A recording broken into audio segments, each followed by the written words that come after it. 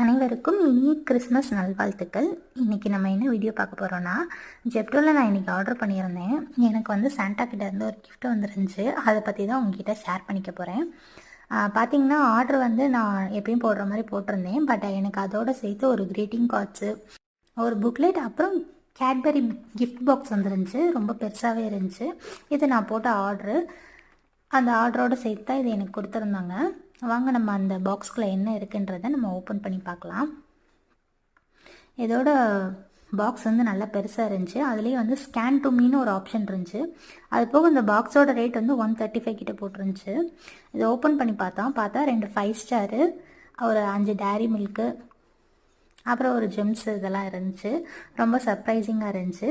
நீங்கள் யாரெல்லாம் எனக்கு சாண்டா கிட்டே இருந்து கிஃப்ட் வாங்கினீங்கன்றத மறக்காமல் கமெண்ட்ஸில் சொல்லுங்கள். பாய். Thanks to Jepto.